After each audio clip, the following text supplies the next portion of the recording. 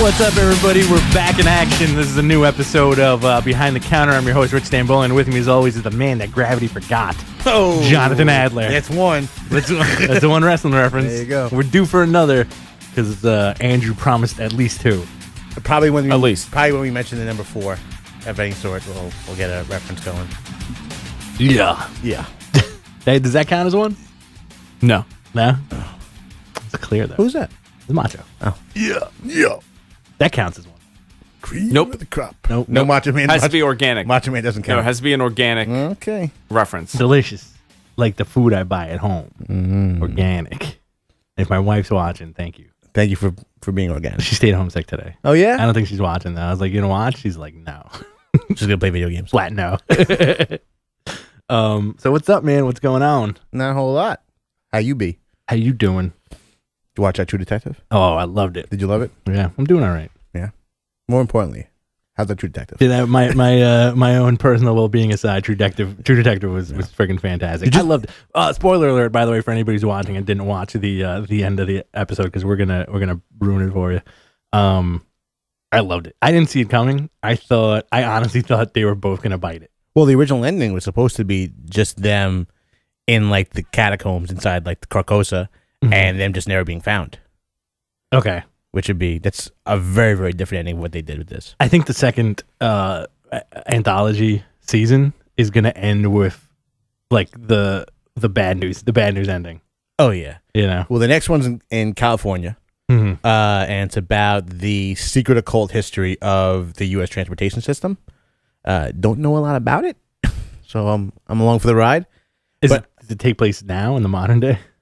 It could be the same thing where it's over a span of time, which would be awesome. Yeah. But I do hope that they do have some of that same like weirdness that comes along with this one, with this season. Yeah, he was great. Harold, everyone was. They were fantastic. Spaghetti Man. Yeah, you remember my grandpa? It's so ridiculous, and the whole British accent thing. Yeah.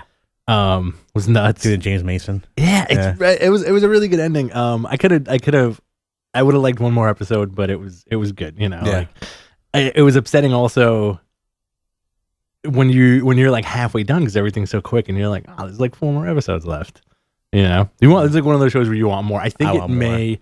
I don't know how you feel about The Sopranos, but for some reason, The Sopranos is one of those shows where I could always put on. Yeah. If it's on, and like my wife hates it because we'd be sitting for dinner and it's always on around dinner time. And I'm like, oh great episode. She's like, do we really have to watch this? Yes. And I'm like, who cares? Like, what's going on? I thought you were going to say that she hates it because you started doing nothing but Tony Soprano impressions. Just breathing all day. No. Like I could always watch The Sopranos. I think this show may cross into that line. Like if it's on randomly, I'll put it on and be like, oh, he's talking about time is a flat surface. All right, cool.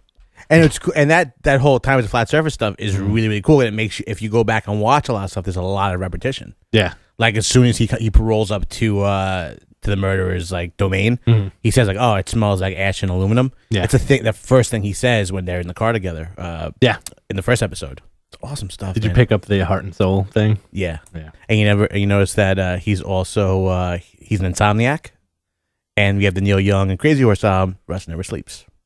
Very interesting. Very interesting. Rust Never Sleeps. Rust and Coal. Rust and Coal, Heart and Soul. Loved it. Yeah. Loved it. Very cool, man. I really I can't wait for the next one. Game of Thrones starting up soon. That's going to be awesome. I should tell you this. I got tickets for the premiere next week. Where? In your living room? No, at Barclays. Oh, really? Yeah, they're showing it. They're showing it. It's only 7,000 tickets were released. Really? This thing. They're having a huge thing. You walk in. There's Iron Throne. There's all the costumes, and then you premiere the first episode. Really? How much were those tickets? $15. Get out of here! Yeah, sold out in half an hour. I can imagine. You got one for you and Jen. Nice, man. Yeah. It's gonna be like Comic-Con. Oh yeah. Did you know it's gonna be cosplay up the wazoo? I'm coming costume. I'm bringing all the crap I bought from Medieval Times with me. Yeah. What are you gonna go as? I'm gonna go as a King Randor. King Randor. You should go as King Randor. How could it be King motherfucking Randor? Be Prince Adam. Just throw people through. It's all pink. All pink in a bowl cut. Blonde wig, blonde bob cut. Just people might think you're Prince Valiant though. Whenever I hear Prince Valiant, I always think of that guy at Best Comics. Did you ever deal with this guy? No. Maybe. Every once in a while, we get a really weird phone call from a very weird individual with a very weird voice asking me about, or you, or anybody there, why the newspaper still publishes Prince Valiant, and is it because people like medieval comics? I feel like that dude was like a CEO of like some high-powered law firm in the city that has like the rights to Prince Valiant. No, he just wanted to troll like a couple of dudes working at a store. I went a long time with that dude too. I remember that. I remember getting those phone calls a couple of times where he's like, "Hey, let me ask you something. Prince Valiant, what's the deal with him?" I thought it was one of our other customers. Not gonna name his name, but he's a little guy. I thought it was him. You always think it's him, but because I still see him. He's very, the rapier wit isn't what it used to be. Oh no, no, it's a shame. It's the same. Like he's a like fast dude. He's like John Cena. He goes to his bag of tricks. He has 5 moves. That's one. That's one. All right, that wasn't organic though. I planned that. No, it was pretty organic though. It fit in properly. It worked. All right. John is like the giant Gonzalez of the comic book scene. No. All right. Let's talk comics. That's what we're here for. Did you see the promo picture for Constantine today? I did not. So they leaked some images from the new Constantine TV show coming out soon. Okay. And try and pull that up. I'm gonna pull that up while we're talking. Keep talking, man. So of course, whenever this happens, the studios take advantage of it. They put out a promo picture that's official, and thankfully he's British this time. Thankfully he looks like Constantine, but Matt Ryan as John Constantine. Yeah. Okay. You see him? Yeah. What do you think? Hang on, it's still loading. This is on dial-up. On dial-up. Okay. You're on AOL. All right. He looks like a young Aaron Eckhart. Doesn't it look like cosplay? Doesn't look like a Photoshop cosplay picture. It does. It does. Like, but I've seen better Constantines at Comic-Con. But you know what? He's got Hollywood stubble and Hollywood hair. But that's what I'm saying. Exactly. He looks like you're kind of like you're not a cosplayer, but a booth guy. Like the Constantine video games at Comic-Con, and they're doing that guy. Let's go down the rabbit hole of why you think cosplay is ruining it for studios. Oh yeah. So like. You wanted to talk about yes, it, right? I do want to talk about that. Did that catch you by surprise? A little bit. Because usually I have the notes cut to myself, so I have to cue myself. I was like, you know what? Let me send Rich my notes. I do before the show. Yeah.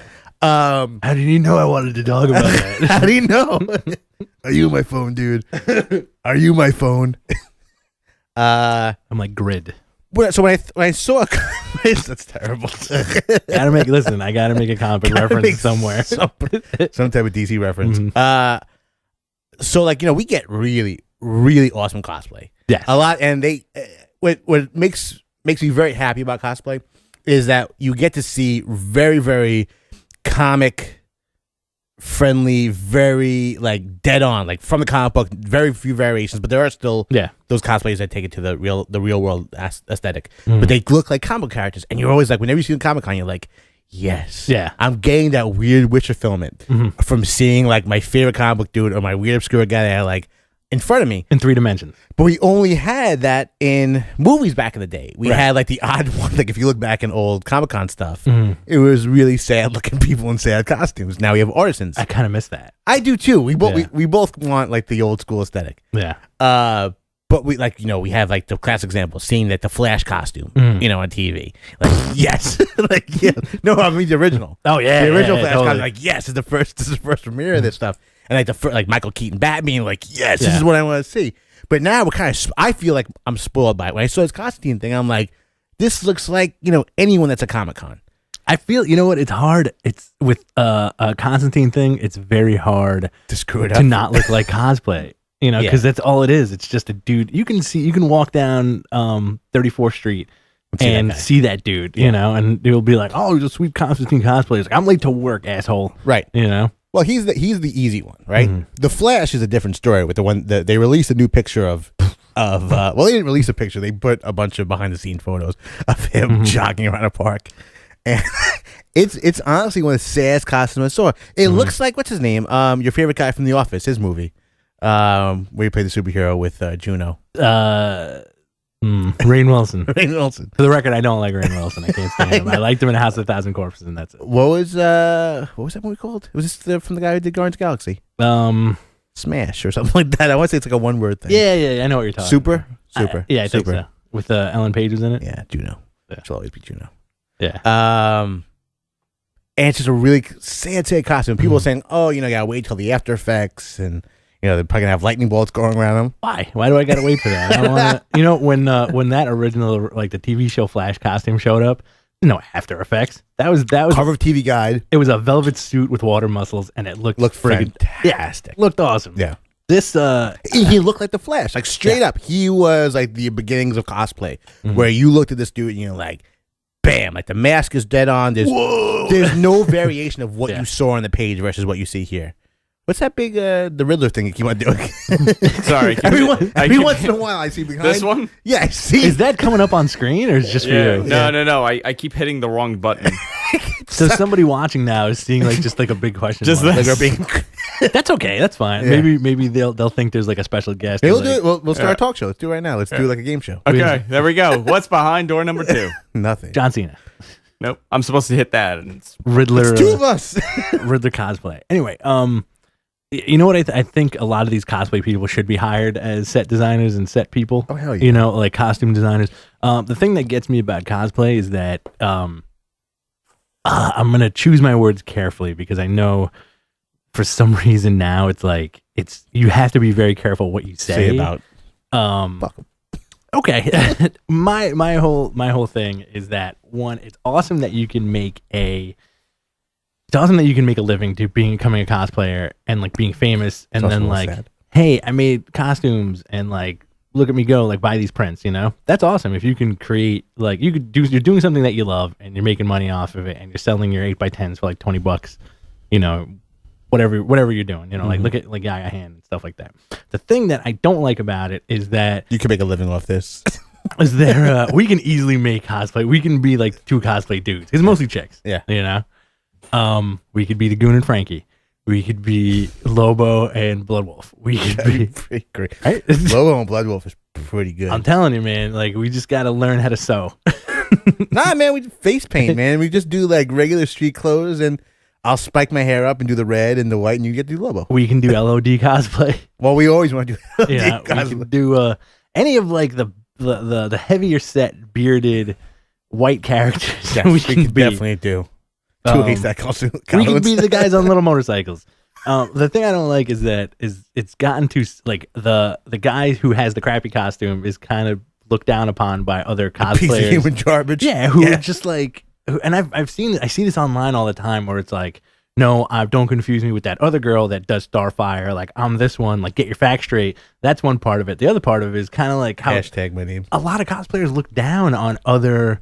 Like the crappier cosplayers, I think there should be more of a unity with it, and I think there should be less of an attitude because a lot of these people have huge attitudes. Oh yeah, about their stuff. I'm blown away by this. We from what we've been doing at Comic-Con and approaching a lot of them, you get to see a lot of the people kind of break out of that business role of whatever they're doing because they're always telling you like, oh, make sure you tag this so I can see where it's going and put my name is this thing and make sure Prometheus Blu-ray. Don't forget about that. That guy was awesome. He was awesome. but like when you think about it, it's so monetized and it's such a business for these guys to do it. Because years ago when they used to dress up, you're like, cool, you're dressing up, you're a fan, and you're doing something crazy. You're like, oh yeah, like you walk, like there's no real point to you being dressed up as Black Manta.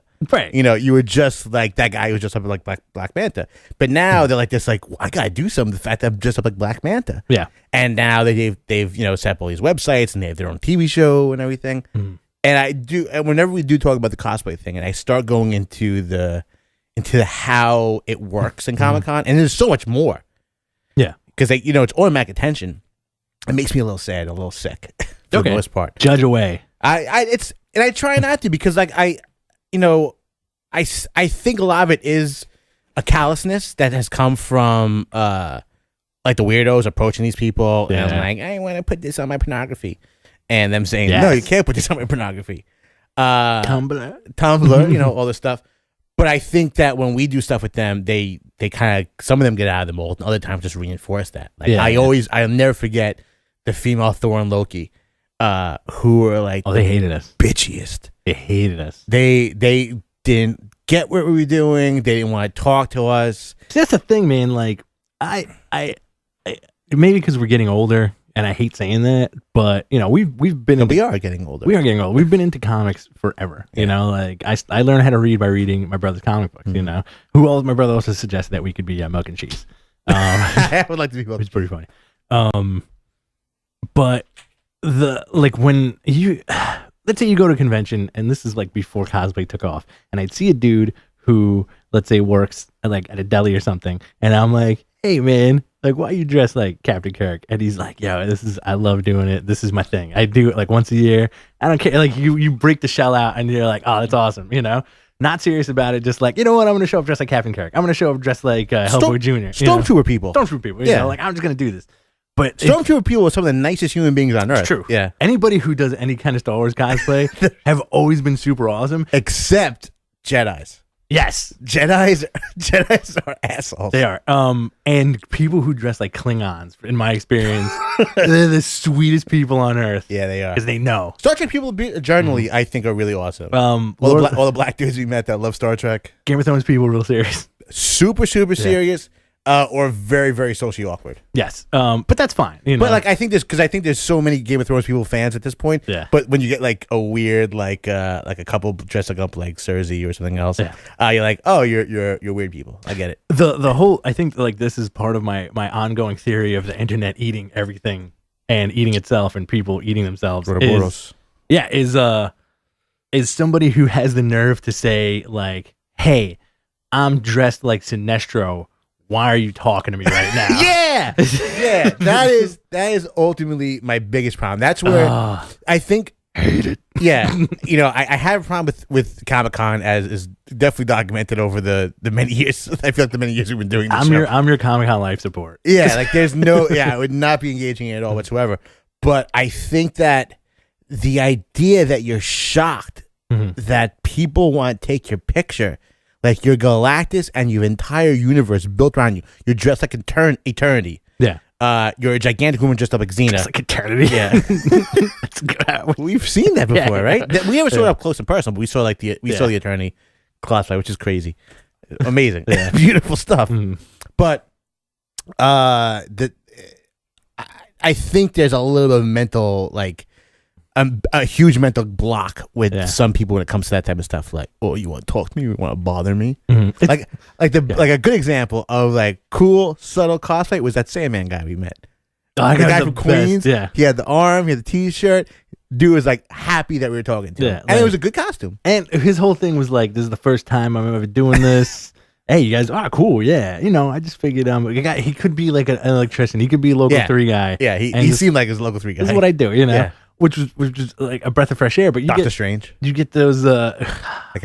We've met a lot of really jerk off Doctor Stranges. Yeah. Well, no. I think we met one major awful Doctor Strange. Oh, the dude who ran away from us. Yeah. To go see Shadow Link. Yeah. He's watching right now. He's a fan. And like we saw the black guy. There's always that weird like frumpy looking black guy, Doctor Strange. Every once in a while. I think he's just a weird dude.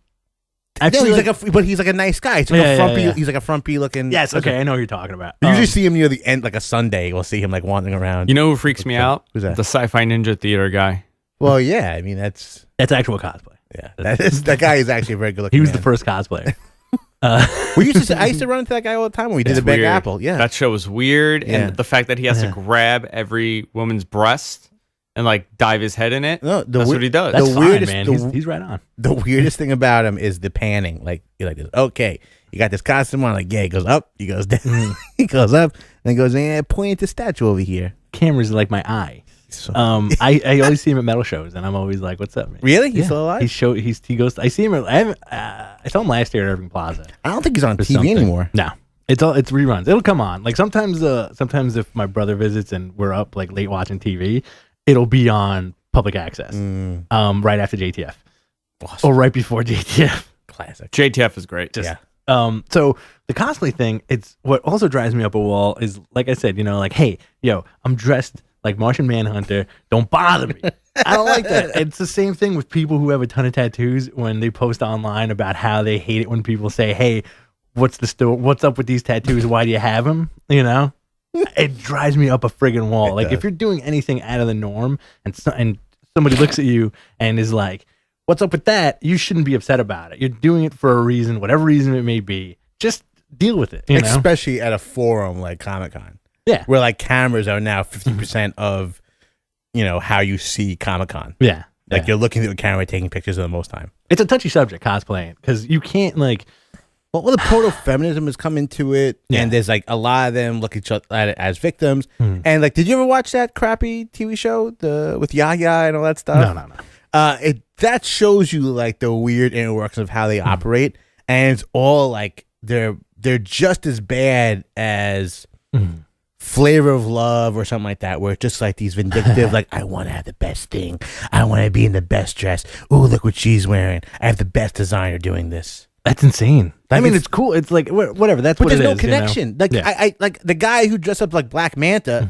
Obviously, has some affinity towards Black Manta, right, or believes that's a crazy looking costume. Like mostly people like this. I'm a huge Inuyasha fan, and I love season 2. I hate it. Good Inuyasha, stuff. you hate all those animes. I hate it. There's some old good stuff. Cowboy Bebop. I love Cowboy Bebop. I've never watched Cowboy Bebop. That's good stuff. Attack on Titan is a great one now. It's on Netflix. Awesome. Doctor Who cosplay is weird. I hate Doctor Who cosplay. They're the worst people. I don't like that dude who walks around with the giant phone booth. Yeah, he's just in everybody's way. Well, all the giant guys, all the giant costumes. I would rather not.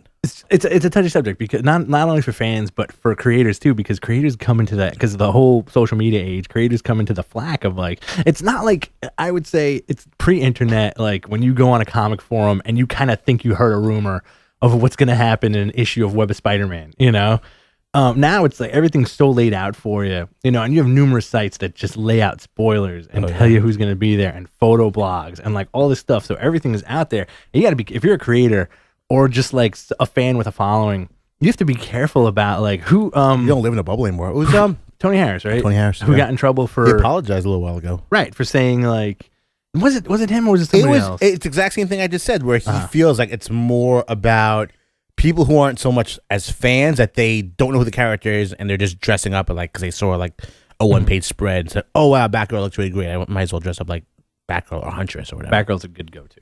Yeah, I want to see a good Star Sapphire. We all do.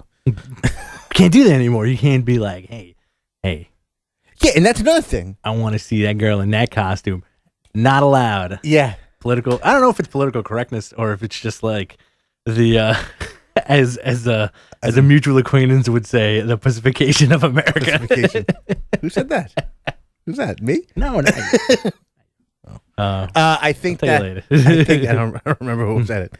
I think that, along with what you're saying about how they're so surprised to be bothered or anything like that.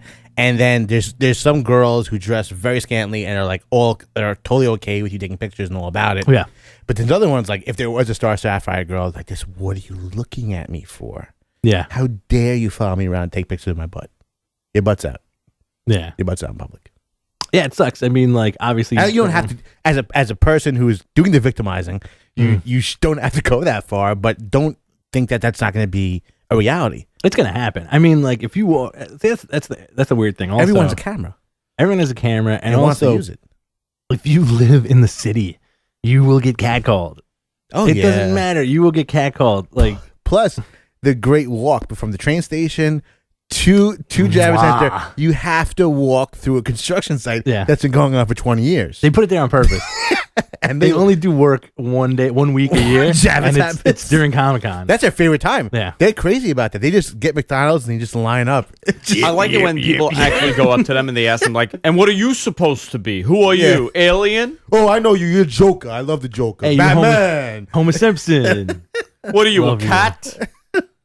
It's insane, man. Because girls could be dressed normal. My wife dresses very normal when she goes to work. Summertime, man, like she gets catcalled all the friggin' time, and she'll come home and be like, "I was like, how many today?" And she'd be like, 8. Yeah. And it's all like weird dudes, not even like construction guys, but just dudes on the street. And if you're dressed and if you live in the city and you're a comic nerd who walks around Midtown, there's no reason for you to be like, "Hey, buddy, stop taking pictures of my bare butt right now." Yeah. You know where Jessica gets it the worst? The 7 train. 7 Train's brutal. 7 Train's hard. 7 Train. Yeah. She gets like brutal. Like right around Jackson Heights. Right around Junction Boulevard. Yeah. That's like brutal. I think they will hit on anything and everything. I think now that we're talking about, we've gone from Comic-Con to real life, I think we're one step away from becoming JTF. Women, what is your problem? Women, what is your problem with your butts hanging out in the summertime? We're gonna have to change the name of the show to Comic Book Task Force. I love it. Yeah, it is a weird state of affairs, and the fact that like you were saying before, we don't live in a bubble. No one can live in a bubble anymore. Like if you're doing something public, there are 100 people who are willing to tweet, Facebook, take your picture, Instagram, everything that's happening. Like it's the idea what you're talking about, like spoilers, like and like word of mouth was a big part of like the way the internet before the internet really worked. Yeah, Laird's column where they tease one thing, like, oh yeah, that was it. But now everything is like fully exposed on the surface. Give it another 10 years where everybody has ocular implants where you could just see everything. It's Google Glass. Yeah, man. It's going to be insane. We're going to, like 10 years later, we're still going to be here talking about it and just like completely bald. Like it's crazy out there. Just bald. It's crazy out there. You know what we're going to get a lot with Google Glasses? Like lot of just like voyeuristic like ass videos. Like some poor girl walking. It's gonna do, and like some guy just following her ass the entire time. But they do that now. Yeah. I mean, if there's yeah, but it's a little bit more obvious when you got your phone like this. You know, when you got glasses on, it's like there. Yeah, but like people do that with the GoPro, and you can just put that like right in anywhere. Yeah, yeah, I guess. Yeah, and like that's the crazy thing about the GoPro is that like it doesn't really look like a camera. What does it look like? It looks like a camera, but when you look at it, you're not like your first instinct is not like, camera. Oh, that's a camera. Like no, it's like in a thing and. It looks like it should be on Darth Vader. Oh, it's at the box. Yeah, it's like one of the weird box parts. Moving on. I don't want to offend any cosplayers out there. I love cosplayers. So we both do, but there's just like in any genre, there's assholes. Be nice. Yeah, like there's no real need to like. I think for me. I feel Comic-Con is a traumatic experience as it is. Mm-hmm. I think why not make it easier? Like you're going to be walking around. It's going to be hot. It's going to stink. You're going to be in Ellis Island mode. Yeah. Be cool. Just be cool. Plus also the like nerds didn't die. Like nerds didn't fade away. Oh, like they're there. They're definitely there. And you know what I mean? Like there are these kids who they're clearly nerds who are going to own everybody one day. Oh, yeah. But in that awkward high school stage of like not getting laid and not talking to chicks and like, yo, you guys want to get some pizza and go to Comic-Con? Yeah, absolutely. My mom will drop us off. Cool. And then I walk in the door and I see this chick dressed like Cammy from Street Fighter. You're going to flip out. You're going to lose your friggin' mind. Turn into Hogan in my fantasy book. Well, like the very first time you go to Comic-Con, like regardless of how many years gone, that first time when you walk up and you start seeing the costumes, or you see your first like the year we went with Stoops, and there's that naked prostitute. There were like 2 naked people at Comic-Con. Yeah. And like it's such a culture shock. Like I still never get over that first overwhelming feeling of like, oh, it's crazy here. Yeah. I want more crazy though. I mean, I feel like it hasn't, There's a lot of crazy. It's more structured now. It's a structured craziness. Yeah. I miss the days of like Big Apple Comic-Con. Yeah, and how random and scattered like one weird guy in like a put together Cylon costume, and that's the JTF or one guy Giuliani. Piece of garbage. What I always liked was Dinkins piece of garbage. Seeing the did you whisper Sharpton? Yeah, Sharpton's also a piece of garbage. The really crappy homemade Iron Man costumes that were just like spray painted pieces of cardboard. Yeah, I love that, man. I don't like how the new cosplay is phasing out crappy cosplay. I want a new crappy cosplay. Well, I do think that we've also reached a point where like cosplay has almost gotten too good. Yeah, like when you'll get like a dude who's handmade a legitimate like working Iron Man costume. Like, yeah, it's true. Movie quality and everything. Like I just made this in a couple of years. That's it. Those guys walking around like Transformers. Yeah. I want a dude wearing like an orange, a blue and red bag that just says Optimus Prime on it. That's what I want. I want that. Know what I want? I want more of that Transformer we saw in New Orleans. Like the dude just running around the middle of the street, and he just stands up and turns into Moby. That was awesome. I want that. I want legit. What else do we got? What else do we got on the docket? On the docket, I just looked at it, so I didn't have to do this. But I forgot what I was. I was trying not to blow your mind again. Blow my mind. I gotta make a confession. I can't get through Thor 2. No matter how many times I've tried to sit down with Thor 2. Talk to me about it. 4 times already. Uh-huh. And like first time I did it, I got a copy. I didn't like the copy I had. I could have gotten a better one. Oh. So I was like, I'll wait for the Blu-ray. That's the way I am now. I got a Retina screen on my computer, and I got a really awesome new high definition TV. Yeah. I want like the best quality for everything. Uh-huh. So I was like, oh, yeah, maybe it's the quality. So I stopped watching it, and then I went back to it, and there's just something about it that just drives me a little crazy and just sucks all the energy and all the interest from me. And it's always the same time.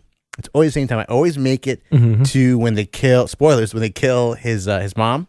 Okay. And I'm watching and it's like, all right, cool. Like all the Loki stuff is cool. And I'm liking everything so far. And then he throws the hammer. Yeah. And I'm like, wow, we reach a point in the world, in movies where we can make Thor throwing his hammer look really, really awesome. And they turn it off. Really? Yeah. And that's you just like that's the way my brain works. You know what? I don't want to watch it anymore. I got it. It's a pretty good movie. Yeah, no, it is. I can't get past. I don't care what anyone says. I've tried to justify it. I can't get over the spaceships. I cannot. Come on. I cannot. Dude, it's dark elves as Klingons in gigantic spaceships invading Asgard. I understand what you're saying. Like we've had this discussion before where it's like, okay, I understand like this society has been around for like millennia. It's a different take on the fantasy. Yeah, and why wouldn't their stuff move past catapults and magic? Right. Which is everything in the 9 worlds. Yeah. But this is the magic world. It's like the dwarf, I think in Fear itself, they had the dwarves working on like with Iron Man, and they started like their own like technological company. Yeah, but for whatever reason, I did not want to see that. I really so it turned you off. Yeah, and I think it's because it's so blatantly Klingon too. The cloaking ships and like the inside of the ship looks exactly like the cockpit. And they all talk like Klingons. Yeah. But there's something about it, and I think it's the very. I think it reminds me. I know what it was. This is why it all came together, because all that stuff when they go to Asgard, it reminds me so much of like the Phantom Menace and like all that Star Wars stuff. Asgard looks like Coruscant. When they make out on like the balcony, it looks like when Amidala and Anakin hook up. The same set, the same shitty balcony, the same shitty like Golden Palace stuff in the background. I'm like, ugh, I hate this. And I turn it off. All right. Right after the hammer stuff. You mean Naboo? Naboo, yeah. Did they go to Coruscant at one point too? Yeah, but it was crappy there. Yeah. Coruscant looks like Midtown. Naboo was beautiful, like the Hanging Gardens of Babylon. Right. Yeah. But it's always where I think I get overpowered by the. I find that fascinating. Keep talking to me about it. The other day I was reading, I think it was Ian McKellen, where he showed up for The Hobbit to shoot it. He showed up because they were shooting everything in New Zealand. Like New Zealand got all its money to develop these movies there and become a new place to shoot film at. And it's beautiful there. It looks like another world. And like he went there and it was all green screen and he cried. Really? He's like, I never thought this would be my career. He's got one left, man. Suck it up. One left. Yeah, one Hobbit left. But they're all done. I mean, he's sitting pretty now. But at the same time, but there is a weird aesthetic that for some reason I guess from watching like old Indiana Jones and like old stuff where they built sets and everything like that when that something clicks in my brain where like you were screwed over with that original trilogy and it looked like dog shit. And it always triggers when I see more computer. That's why I can't sit through Avatar. Okay. I've never sat through Avatar. You're not missing much, man. Exactly. But like, and everyone said, oh, visual spectacle. It's a spectacle. Yeah. But I can't engage myself in that completely manufactured world. I want handcrafted stuff. I want sets. I want locations. Game of Thrones does a great job of it. They do. So that's part of your anti-Thor 2 argument. I think inherently that's exactly why it subconsciously is working in my head where I'm like, there's no way I could like this. Just watch it. Just watch the rest of it. It's pretty good. I just want to get past. Benicio del Toro shows up. Yeah, I saw that part. And I want to see the Thor Loki teaming up stuff, but there's the aesthetic of Asgard. Did they get out of Asgard pretty quickly? Yeah. Maybe I'll get past. They leave Asgard, and Hogan shows up again. Which is the one thing. Which is the one thing I find really weird about the movie is that in the beginning of the film, Thor's like, Hogan, I know these are your people. Join them. Oh, that Hogan. Can I interrupt for a second? Yeah. They're wrestling, but vital to talk about. AMC. I was just reading that before. Is interested in purchasing WWE. Yeah, and that's why CM Punk is going there. He's going to be the ambassador. His big reveal is he's buying WWE. Yeah, he's buying WCW. Do you think that Vince is doing? We can't do this on the show. Thanks, Andrew. That doesn't count either as a reference. No, that's not organic. So yeah, he's like Hogan. in the beginning of the movie, he's like, I know these are your people, Hogan. Join them. And he's like, no problem, Thor. And he does. And then that just like came out the way it came out. I saw that part. That's and then at the end, then like it's not, and like you have awesome stuff with like Fandral and Volstagg, which is fantastic. And it's like cool stuff with Stiff. And then Hogan shows up at the end of the movie. And that's it. And it's kind of weird that they took him out. That is weird. Yeah. Get him out of here. We don't have room for this guy. It's black guy's time. A lot of cool Hemdale stuff. Is Curse? I'm not a big fan of like the Curse thing with this version of Curse. I like it. Yeah, it's pretty cool. This could be just because I like the Curse character so much that it was just like I don't know. Yeah, I can't even figure out what they're doing wrong with the character because he was a big mindless silent monster. Yeah. I don't know what it is that I don't like about it. I don't know, man. I can kind of see that stuff. I don't know why I'm hating on it so much. It is very unreasonable. Just watch it. Just watch the freaking movie. Just finish watching the movie. It's a Thor movie, man. Did you ever think when you were a kid that you'd see an awesome Thor, two awesome Thor movies, and have this guy show up in an Avengers movie, an Ant-Man movie, and then Avengers 2? Thor, Ant-Man. What else? You know, two Punisher movies, 3 Punisher movies, technically. I hope they leave that franchise alone for a little bit. I hope they do the right thing and they have him show up as an awesome character in the Daredevil TV show. That'd be cool. Yeah, because I hope that stuff is good. I'm really like that's the stuff that makes me most nervous. Yeah. Anything with TV kind of makes it a little nervous. But like we watch so much good TV, and we watch awesome TV. It's the golden era of like awesome long form storytelling. There's a lot of TV out there, but I'm so burnt out by S.H.I.E.L.D. that it's like they did everything possibly wrong with that TV show, and it's so frustrating that I can't believe like that. Well, the thing that makes me nervous the most about the Netflix deal, if those guys don't know, there's like 5 new TV shows starring from Marvel on Netflix. It's gonna be Jessica Jones, Daredevil, Luke Cage, Iron Fist, all leading up to a Defenders miniseries or whatever. I'm so excited but Jessica Jones is being written by the screenwriter for the Twilight movies. Sweet. I don't want that. But you want it more. They're not. I want Duke in the butt by Luke Cage. It's not gonna happen. Listen, if they don't cast Terry Crews as Luke Cage, screw you, Bloomberg. Then they're exactly. If they don't cast Terry Crews as Luke Cage, I think there's something seriously wrong with that. He's not gonna cast. Why not? The guy does TV work, does movies. I think they think he's older. He's a great deal older than. That's true. Yeah, he looks great. I think he's awesome. But he's my pick for Luke Cage till the day I die. But I think that he's a little bit too weird for Luke Cage. Nah. He's a little too weird. You want to see Nas as Luke Cage? I want Nas as Luke Cage. I want the Game as Moon Knight. How about 50 Cent as Luke Cage? I want 50 Cent. Okay. No. No. No. I think they're gonna go with a really pretty guy. Idris Elba. Yeah, I think it's gonna go. I think they're gonna go and try for the most marketable black man on earth. Did you watch Broad City from this week? This week, no, I watched last week. Very good. Very good. Yeah, I missed Kroll this week too. Also very good. Yeah. Fantastic Four #2. I didn't read it. No, I still didn't read it. You didn't miss much, man. I'm a little upset about how like it's a little. I was looking forward to this because like the big poster and like the whole like Marvel big event thing, like what's gonna happen with the Fantastic Four, like it's like the picture of all 4 of them just kind of like, what do we do? I don't like those costumes. I don't mind the costumes. I think it's time.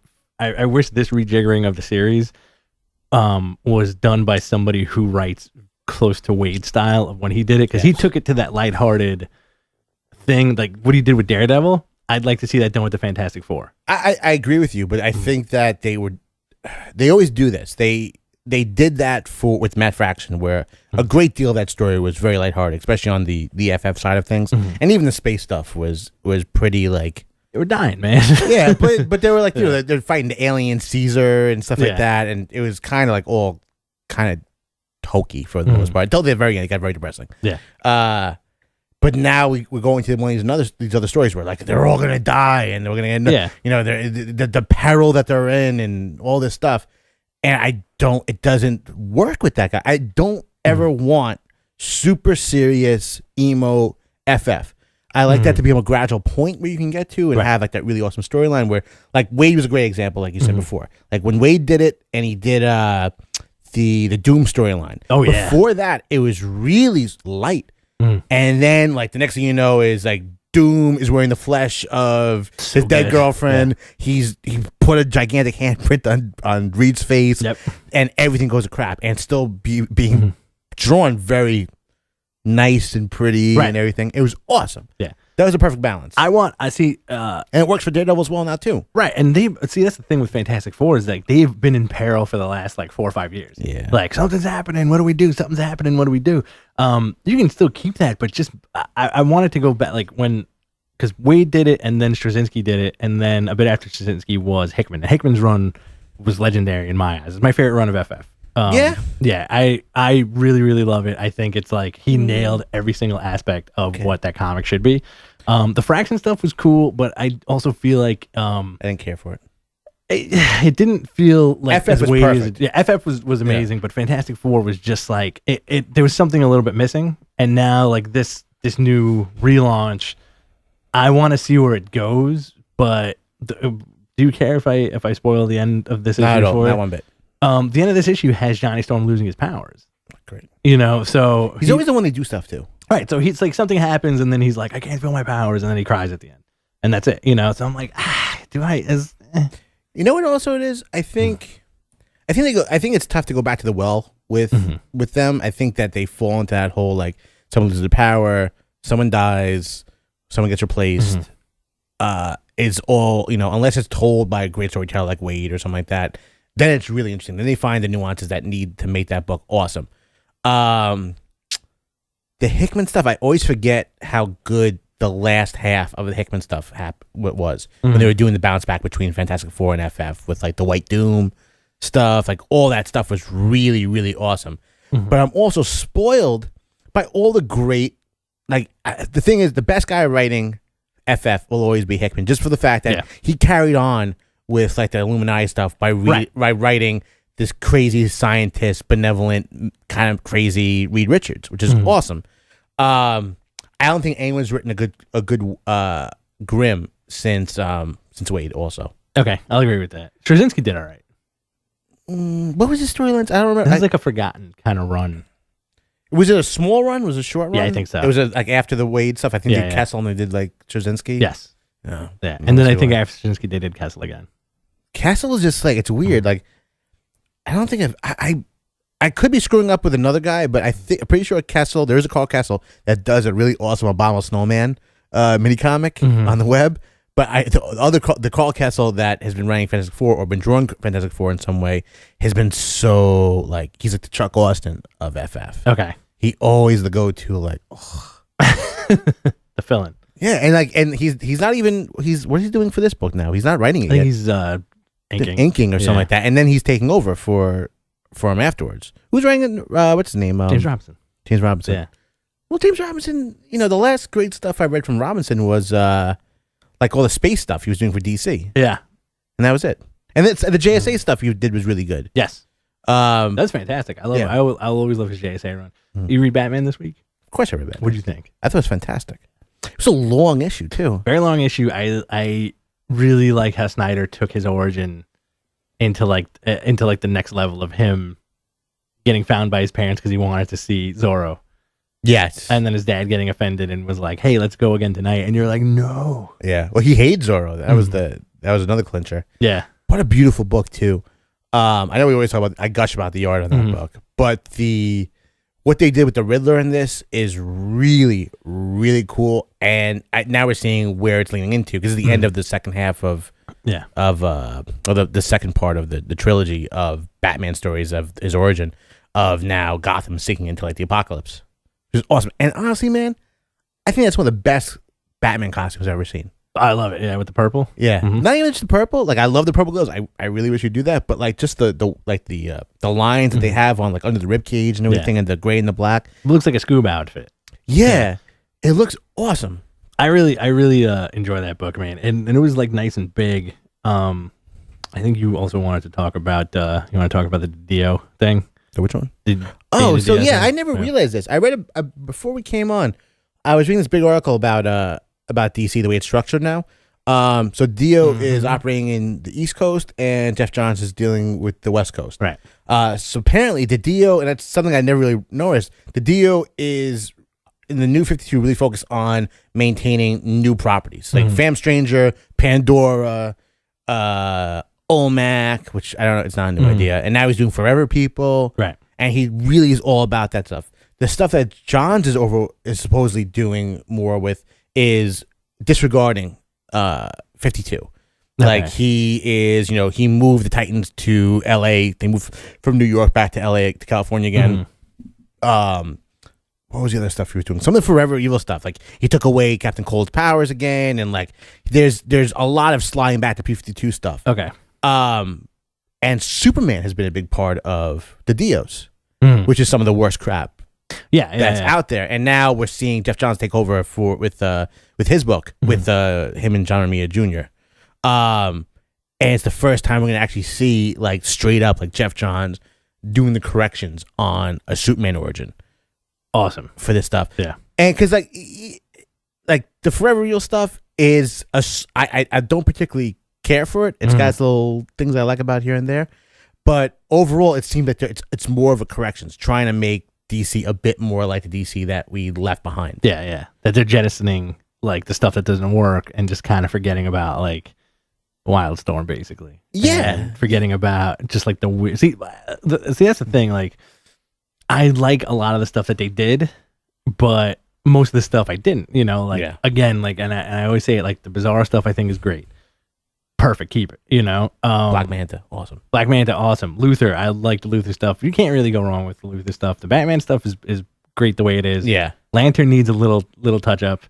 Lantern's a big touch up at this point. Wonder Woman's fine the way it is, but it's not going to be that way. But it's not going to be that way anymore because they're pushing for her to be more like she is in the Justice League books. Yeah.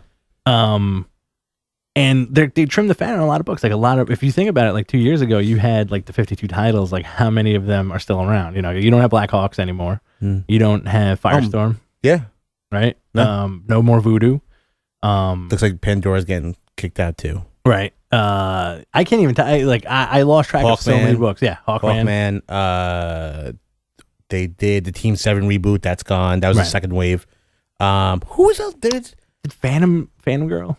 Am I thinking of the right one? They did something with Phantom Girl. I think it was the DC Showcase stuff or DC Presents with like Blue Devil and Black Lightning. Yeah. Most of the launch titles are gone unless they were a core like Just League member. Well, even Hawkman and Aquaman has a huge drop off now with John's leaving the book.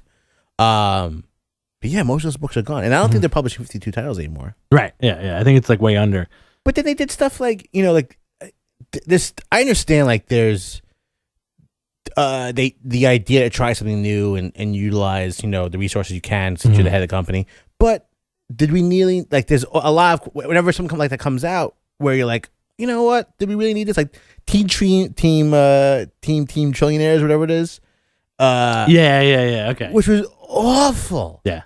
And Gail Simone wrote that. Like, why are you utilizing her talents for something like this? Yeah. But she also wrote Firestorm, and I think that was just like a weird thing. Like, hey, let's put you on this book type thing. And Osenti on Green Arrow before what's his name came on the current run. Lemire. Yeah. I'm a little bit behind on that because I'm really behind. I really like what he was doing with the character, but that's another one that I feel like is going to kind of get like updated and boosted a bit. And I think we're going to finally see the phasing out of like the Superman costume. Well, did you see the cover for Romita's cover for Superman? No. It's very Klaus Janson inked. Mm-hmm. And the muscles are like you can barely see the lines. with how dark blue they've made it and how like his muscles are showing. So they're gonna get rid of the muscles. It's still there. The Mandarin collar. I hope that if they're gonna take away anything, take away the Mandarin collar. Let that his full neck breathe. And you're okay with no underwear? No, I want underwear. Yeah, Are you okay with no underwear? I'm never not okay with underwear. Yeah. Underwear. We'll see what happens, man. Hang on a second. I want to do me a favor. Keep talking. What else was going on this week? Muscles. More muscles. Always more muscles. They revealed that Joss Whedon has directed the after credits scene of Captain America. And Captain America 2 looks friggin' awesome. I think it's a couple weeks away. It's like April 3rd or 4th. Yeah, I think the premiere is tomorrow night in Hollywood. It's awesome. So awesome looking. This is our 97th episode, so we have three more until the big 100. And we're let out. We'll let go. Let's He's going to let us go at number 99. Nice. You're fired. I screwed you. Life sucks, and then you die. Life sucks. And you die. Yeah. Oh, Stray Bullets, man. Didn't pick up the number 1. You got the big compendium? Yeah. I'm a huge Stray Bullets fan. So years ago, one of the OG original indie books. Yeah. Dave Latham with his wife being as the inker and editor. No, her letterer and the editor, I think. Whatever. And they did this great anthology. It's a kind of an anthology. Lots of short stories revolving the same universe. Just straight up crime stories called Stray Bullets. It ran for 40 issues with lots of stopping in between because they'd run out of money. Yeah. 40 was the penultimate issue before the end of a storyline. 41 never came out. Took 8 years. Image picked up Stray Bullets now, is publishing it. Still incredible looking book. Finally released 41 and released a new relaunch number 1 for it. Dude, like when I say this was one of the most two of the most satisfying reads in the same week. Yeah. I caught up. I reread all my Stray Bullets back from the get-go, from the compendium. And it's so awesome. Did you yeah. I have the first 2 trades, the old trades. Oh my God. You gotta read the first one. They're fantastic. I gotta catch up on them again because the last time I read them was like almost 10 years ago when we were still at the store. Yeah, man. And they did the re-releases. Right. Yeah. They did like the limited re-releases, and I can never get the 3rd volume. They never published it. Oh, okay. Yeah, they ran out of money again. I may have to pick up the compendium. Yeah, it's so awesome. It's just it's one of those books where like the art is so on top of the game. Like, oh yeah, we talk about Walking Dead's black and white art and how they're kind of mastering it. This guy still knows how to make everything look like in your mind's eye completely colored. With the black and white. Absolutely, I completely agree with that. I like those are some great stories. And I remember like when that came out, when it originally came out, it was like not even featured. It was featured in Wizard, but just as kind of like it was a back of the book type of thing. Yeah, like an up and coming indie. I kind of miss Wizard magazine a little bit. Yeah, you know. Matt was the one who got me to Stray Bullets. He's like, yo, you gotta read this, and it got like the first 6 issues, and it was like nothing I read before. Yeah, it was definitely the beginnings of indie kind of making its way to the mainstream, but it was never a mainstream book. But it was a book, like if you're reading comics and you kind of dwelled into different areas of non-mainstream books. It was real. It was real, man. Yeah. It's a great ongoing story. Great violence. And like, I'm really obsessed with standalone panels because I do so many screenshots. And Stray Bullets has the best job of having little, like, entire story told in one little panel with just one word or whatever it may be. Yeah, Leaf Mo was always really good at that. Yeah. And what's his name? The only guy who does better than that is whatever artist they have on Hawkeye or Daredevil. Frank Miller. Frank Miller. That was a cool little homage in the Batman book, the little Frank Miller jumping off lightning bolt thing, and skinny Batman. Yeah. I dug it, man. It was a really cool issue of Batman. Yeah. I think we're done. Yeah. All right, everybody. Pick up Stray Bullets. Pick up Stray Bullets. Life sucks and you die. Good night. I'm Rich Stambolian.